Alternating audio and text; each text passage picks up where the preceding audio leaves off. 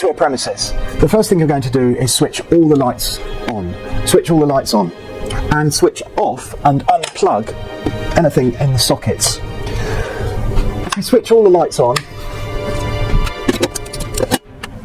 it leaves us the option of turning off one MCB at a time and being able then to identify which circuits are which. Added to which, if we're going to test the whole of the fixed wiring, we need to be able to test all the way up to and including the luminaires. Now it does leave a bit of a problem later on with the insulation resistance, but I'll cover that when we get to it. So we unplug everything from the sockets and we turn off, generally we turn off all these fuse connection units with their adjacent neon lights in order for us to be able to carry out our insulation resistance tests between line and neutral. It's not strictly necessary to do that because when we're doing our R1, R2s, we may well be up there and taking our readings from those units. But during our visual inspection, we're checking for any broken accessories or cracked accessories, and we're particularly looking out for any extraneous metal parts. Extraneous conductive parts are needing to be bonded with the main equipotential protective bonding. If we can see a BS951 clamp on any of those pipes, water pipes, gas pipes, structural steel, anything coming ex terra out of the ground, like a body, as long as we can see a BS951 clamp on there, then we're good to go and we can tick it off in the visual observations.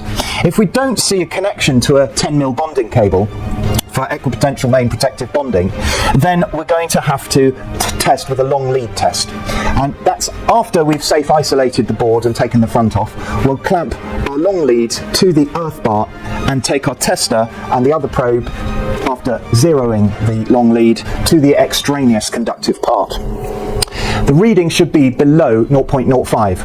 I'm just going to turn around and turn off the fuse connection units now to the fake water heater, and the heating boiler there. The weird thing is that some people do say that you should leave all the switches on in the sockets. I'm not exactly sure what the point of that is, but certainly we should unplug any appliances from those sockets. Remembering also that if we have USB sockets, there is a load permanently fixed between neutral and line, and that if we have not just USB sockets, but we have a amplifier, say in the loft for a television, anything in the loft that we might overlook, we're going to have a load between line and neutral. But if we open up the board and we see the old-fashioned type of RCBOs, which have the white or the cream functional earth, that signals that there is going to be a problem between the line and neutral against earth. That signals that there will be a problem for the insulation resistance between line and neutral against earth. We switched on all the lights, here we are, and off all the FCUs, taken all the plugs out of their sockets. Next thing is to ask permission to safe isolate. In your assessment, you will be given a proving unit for your tester. But here I'm just going to use a known source, which is the live side of the main switch. On single phase main switches, the live side is the top two terminals of the main switch, and the load side, which you're isolating off, is the bottom two. So I'm going to remove all the circuits one by one from the supply.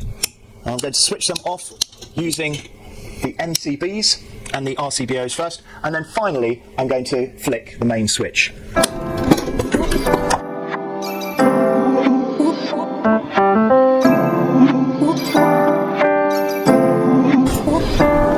So the first thing I'm going to do is prove my testing unit, or my GS38 voltage indicator, and that is, I don't know if you can see, but it's all lighting up fine. So we know this works. I'm going to remove the bus bar shroud now, and I'm going to leave the bus bar shroud somewhere where I know where I can see it before clearing up, because I always forget to put that back before I put the front back on the board. First first probe goes to my earth bar. In my case, that's what I'm doing. And then the second probe into the live terminal on the load side, and that's dead.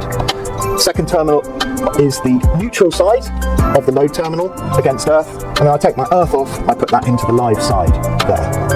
That order makes sure that at no point am I wanging around a live probe. Last part of safe isolation is to test the tester itself again for perfect operation. As we can see, it lights up. So there we are.